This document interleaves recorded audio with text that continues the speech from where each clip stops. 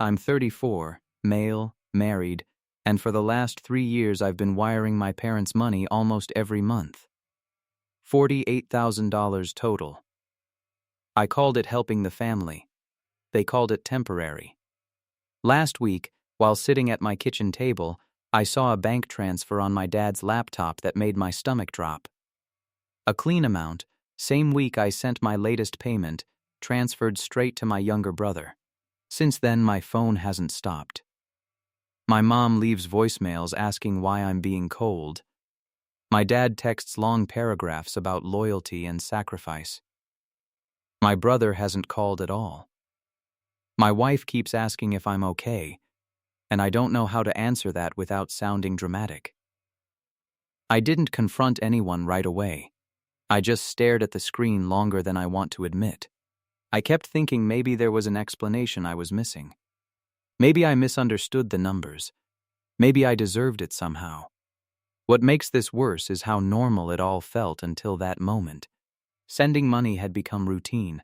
I'd check my balance, wince, then hit send. I told myself families help each other. That's what I'd always been told. Now I'm being painted as ungrateful, as selfish, as someone who suddenly changed.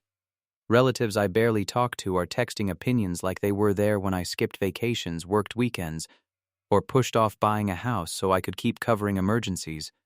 I'm not angry in the way people expect. I'm tired, confused, embarrassed that it took me this long to notice something so obvious written in black numbers on a white screen. Everyone wants me to apologize and move on, to keep the peace, to pretend I didn't see what I saw, but I keep replaying everything in my head, wondering if I crossed a line. From the outside, my family looks fine. 2 parents still married. No dramatic blow-ups at holidays. We talk on the phone. We show up for birthdays. If you asked anyone, they'd probably say we're close. Growing up, money was always described as tight, even when bills were paid and food was on the table. My dad worked steadily. My mom managed everything at home and reminded us often how much effort it took to keep things running.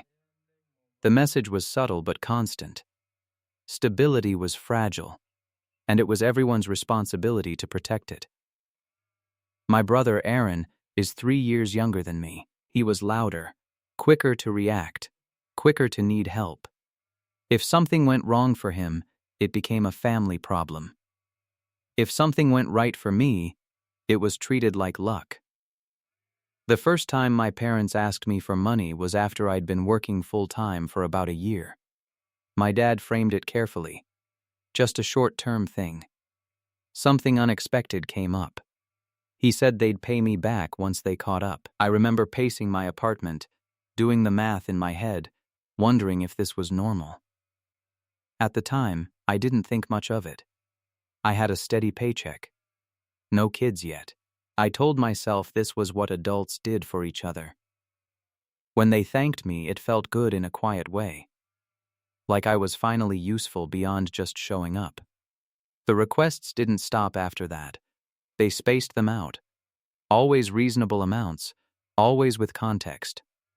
A repair. A delay. Something involving Aaron that couldn't wait. I noticed his name came up a lot. But I brushed that aside. Families aren't balance sheets, I told myself. There was a moment, maybe the 3rd or 4th time, where something also felt slightly off. My mom avoided details. My dad rushed the conversation. But I was already halfway to saying yes, and it felt awkward to back out. So I didn't. I sent the money and went on with my day, telling myself I was probably overthinking it. One of my earliest memories of feeling this imbalance goes back to a winter school concert. I was 8. I'd practiced for weeks, memorizing my part, counting the days until my parents would sit in the front row like they promised. I remember scanning the audience when the lights dimmed, feeling that tight mix of nerves and excitement. They were late. I kept looking at the doors between songs. When they finally came in, my mom waved, but they didn't sit. My brother had gotten sick in the car. They left before my turn. Afterward, I stood by the empty chairs holding my coat, the plastic program folded in my hands, already creased. Another time was my 10th birthday. I'd asked for a small party at home. Nothing big, just pizza and a few friends. My dad said yes, even let me pick the place. That afternoon, Aaron got into a fight at a neighbor's house. By the time my friends arrived, my parents were on the phone dealing with it. The pizza went cold on the counter. I remember the box sweating onto the table, cheese stiff at the edges. My friends left early. I told them it was fine. The third moment sticks with me, because it was quieter. No event, just a Saturday morning. I'd woken up early, hoping my dad would help me build a model airplane we'd bought together. He said we would. Aaron came in upset about something I don't even remember now. My dad sighed, put the box back on the shelf, and said maybe next weekend. The pieces stayed untouched for years. Each time there was a promise. Each time, something urgent replaced it. Each time, I was old enough to understand but young enough not to protest. I learned to nod, to wait, to accept explanations that never quite added up. None of it felt dramatic back then, just a series of small adjustments, lowering expectations, sitting alone a little longer, telling myself this was normal, that families were messy, that attention moved where it was needed most. I didn't know I was memorizing a pattern. I just knew I was getting good at being the one who didn't need anything.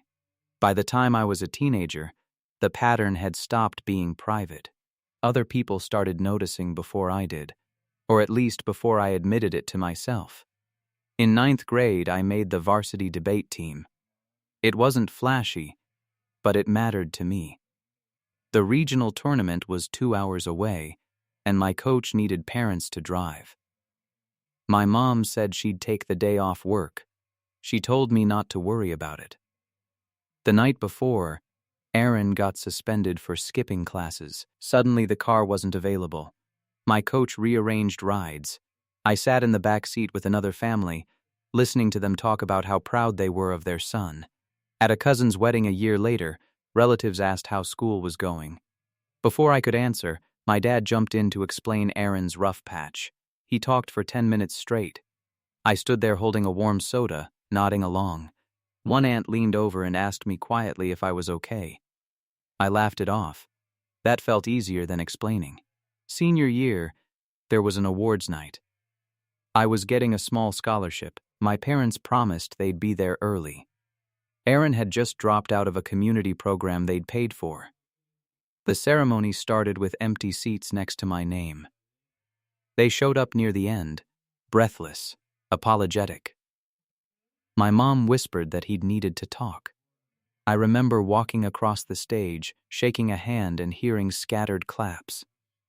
Not because people didn't care, but because the room had already moved on.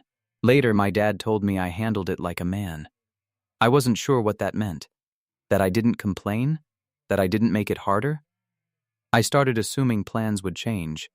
I stopped inviting them to things unless it felt mandatory. When friends asked why my parents never came around, I shrugged.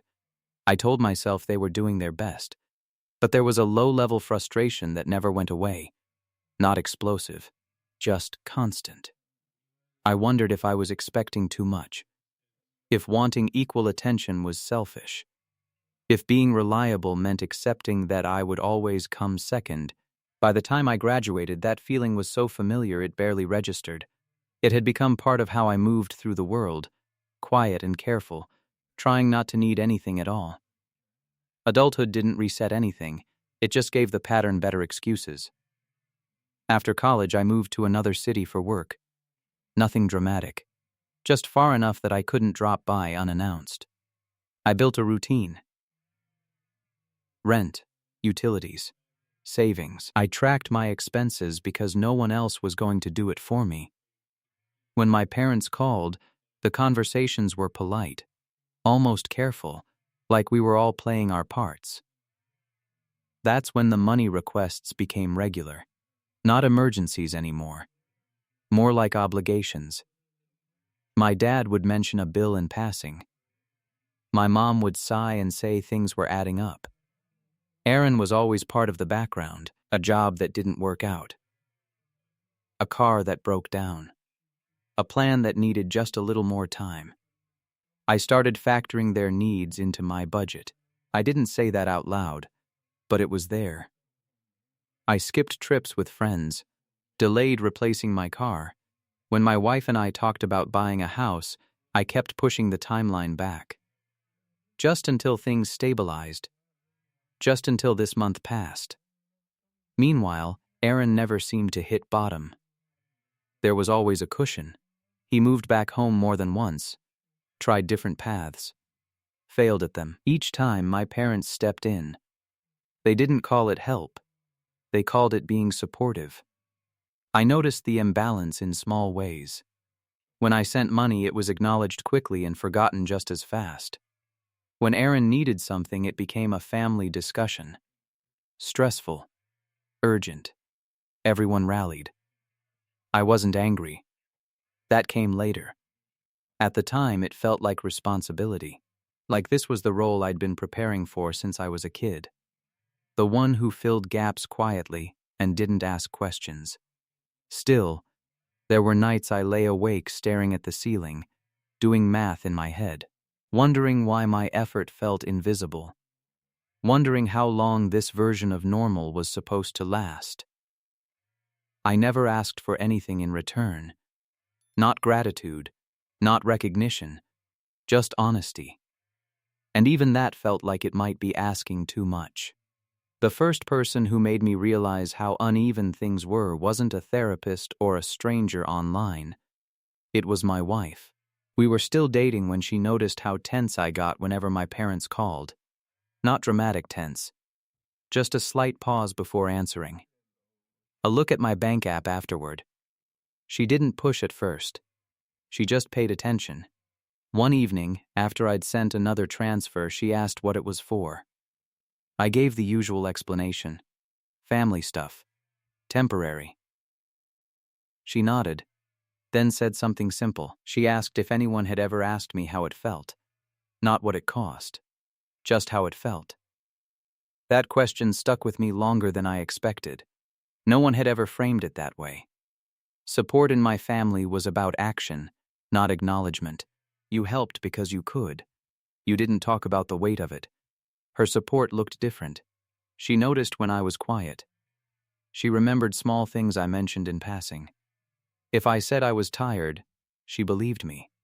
When I paid for dinner, she thanked me like it mattered, even though we could afford it. There were moments that felt almost uncomfortable, like when her parents visited and asked about my work, then actually listened. Or when she insisted we take a weekend off instead of picking up extra hours. Those gestures were small, but they landed hard. I wasn't used to being considered without having to prove I was useful first. I didn't suddenly confront my parents or cut anyone off. I just started noticing the contrast, how calm I felt in spaces where I wasn't managing someone else's crisis. How different it was to give without being expected to. For the first time, I wondered if what I'd grown up with wasn't just how families are. Maybe it was just what I'd accepted. That realization didn't make me angry. It made me quiet. And a little sad. The request that broke the routine didn't sound any different from the others. My dad called on a Tuesday afternoon, voice low, already tired. He said they were behind again. Something about overlapping expenses. He didn't ask directly at first. He talked around it, like always, until the pause came, the one where I was supposed to fill in the answer. This time, the amount was larger. Not impossible, but noticeable. I told him I needed to think about it. There was a brief silence on the line, then a sigh. He said he understood, but his tone changed. Less confident, more strained. I spent the next few days arguing with myself. I pulled up old transfers, added them up, tried not to flinch at the total. I imagined what would happen if I said no. The disappointment, the guilt, the quiet accusation that I was abandoning them. At the same time, I thought about my own plans. The house we'd paused, the savings account that never quite grew. I didn't want to feel resentful, but I was starting to. I talked it over with my wife. She didn't tell me what to do. She asked what I wanted to happen if I sent the money again. I didn't have an answer. That scared me more than the request itself. In the end, I agreed to send it, not because I felt good about it, but because backing out felt heavier. I told myself this would be the last time, that once things stabilized, we'd have a real conversation. I remember sitting at my desk, cursor hovering over the confirm button. I hesitated longer than usual. My hand didn't shake. I wasn't emotional. Just tired. I hit send and leaned back, staring at the ceiling, waiting for the familiar mix of relief and regret. I didn't know that this transfer would be the one that finally showed me what was really happening. I didn't find out right away. There was no dramatic reveal, no confrontation, just a quiet moment that stretched longer than it should have. I was at my parents' house a week later, helping my dad set up a new laptop. He stepped away to take a call, and the screen was still open to his banking app. I wasn't snooping. I wasn't looking for anything. My eyes just landed there. The transfer was recent. The amount was familiar. The recipient was Aaron. For a few seconds, I didn't react at all. My mind went blank, like it does right before a headache sets in. I reread the line, then checked the date. Same week. Same window. Clean and direct. I didn't feel angry. I felt still. My chest tightened, but there was no rush of adrenaline. Just a slow, sinking clarity. This wasn't an emergency. It wasn't temporary. It was a system. I closed the laptop gently, the way you do when you don't want to make a sound. When my dad came back, I asked him where he wanted the files saved. My voice sounded normal. That surprised me. On the drive home, the radio played low. I kept both hands on the wheel. Every excuse I'd accepted lined up neatly in my head. The pauses, the vague explanations, the way details were always missing. I thought about every time I'd been told things were handled, every reassurance that the money stayed in the family. I realized how literal that phrase had been. By the time I parked, the shock had settled into something heavier. Not betrayal exactly, more like confirmation. I finally knew what role I'd been playing, and it wasn't the one I thought. I didn't confront anyone that day, or the next. I needed time to sit with what I knew without letting it turn into something loud. But silence has a way of being noticed. 2 days later, my mom called. Her voice was tight, already defensive. She asked if everything was okay, in a way that suggested it wasn't. I said I was busy and would call back. That was enough to set things in motion. The messages started coming in waves. My dad asked if I was upset about something. An aunt I rarely spoke to texted that family should stick together. Someone else reminded me how much my parents had sacrificed when I was younger. No one mentioned the transfer. They didn't have to. When I finally told my parents I needed a break from sending money, the tone shifted completely. My mom cried. My dad said he was disappointed. He asked where this version of me came from. Aaron still didn't call. I started questioning myself again. Maybe I'd misunderstood the situation. Maybe the transfer had a reason I didn't know yet. My parents talked about stress, about being overwhelmed, about how hard it was to manage everything. The conversation kept circling back to how my decision made them feel. What bothered me most was how familiar it all felt. The way responsibility slid back onto me, the expectation that I would smooth things over by giving in. I felt guilty for causing tension, even though nothing had actually changed except my willingness to ignore it. At night, I replayed the moment with the laptop, searching for doubt. But the image stayed clear. The numbers didn't move. No matter how much pressure came from outside, That line in the account didn't disappear. Still, I caught myself drafting apologies I didn't send, explaining myself in my head, wondering if holding this boundary made me the problem. The first piece of information didn't come from my parents. It came from someone who had no reason to protect anyone. I ran into my cousin Mark at a grocery store. We hadn't talked in months. He asked how things were going, casual, and I gave a non-answer. He hesitated, then said he hoped everything worked out with my parents. The way he said it made me stop. I asked what he meant. He looked surprised, then uncomfortable. He said he thought I already knew. When I pressed, he told me he'd overheard a conversation at a family gathering a while back. My parents had been talking about how much pressure Aaron was under, and how grateful they were that I was helping keep him afloat. That wording stuck with me. Not helping the household, not covering a gap. Keeping him afloat. Mark said it wasn't said with malice. More like relief. Like a problem had a solution. He assumed I was on board, that I'd agreed to it knowingly. He even joked that I was the responsible one, always had been. I didn't correct him. I thanked him and finished my shopping on autopilot. Sitting in my car afterward, I felt that same stillness again. The kind that comes when a puzzle piece clicks into place without making a sound. I thought back to how carefully the requests had been framed. How often Aaron's name was just off to the side of the conversation. How nothing was ever specific enough to question without seeming distrustful. This wasn't a one-time lapse. It was a plan everyone else understood except me. What surprised me wasn't the betrayal. It was how calmly the realization settled, like my body had already known and was just waiting for my brain to catch up. I didn't go looking for proof right away. Part of me already felt done, but another part needed something solid. Not for them, for me. A few days later, my mom called and asked if we could talk calmly, her words.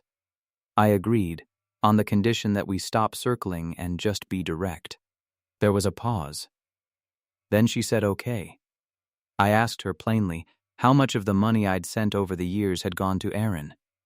Not estimates, not explanations, just the number.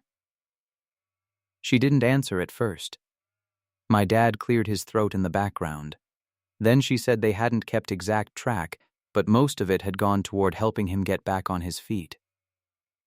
She said it like it was reasonable, like I was supposed to nod along. I asked if they ever planned to tell me. Another pause. This one longer. My dad finally spoke. He said they didn't think it mattered where the money went as long as the family was okay. He said Aaron needed it more. He said I was stronger, better equipped. Hearing it laid out like that was strange.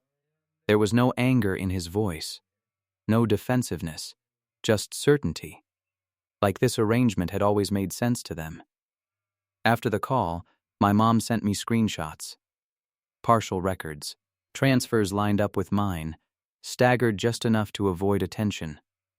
The dates matched. The amounts matched closely enough that it didn't feel accidental. I stared at my phone for a long time. I felt relief, which surprised me. Not because it hurt less, but because the doubt finally stopped. There was sadness, too, a heavy kind. The kind that comes from realizing the people who raised you weren't confused. They were deliberate. I didn't feel like confronting Aaron. There was nothing left to ask. The truth was already sitting there, quiet and undeniable. Things didn't explode after that. They thinned out. I stopped sending money. I didn't announce it. I didn't justify it. I just said no when it came up, calmly, the same way I'd said yes for years. The reactions were predictable. Fewer calls, shorter conversations, a noticeable drop in concern about how I was doing. My parents still reach out, but there's a distance now. They talk around the subject, like if they avoid it long enough, things might reset on their own. Aaron hasn't tried to explain himself. I don't know if that's guilt or indifference. Maybe it doesn't matter. I'm not healed. That word feels too clean for what this is. I'm adjusting.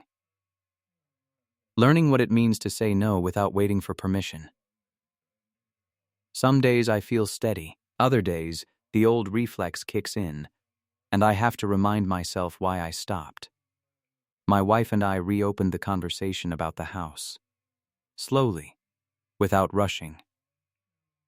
For the first time, the future feels like something we're allowed to plan without factoring in someone else's rescue. There are moments I miss the version of my family I thought I had. The idea of it, at least. But I don't miss the constant tension, the math in my head, the quiet fear of being seen as selfish for wanting balance. I didn't cut anyone off. I didn't make demands. I just changed my position. That's been enough to show me where I actually stand. I'm still figuring out what comes next, but for the first time, the silence feels honest. And that's something I can live with.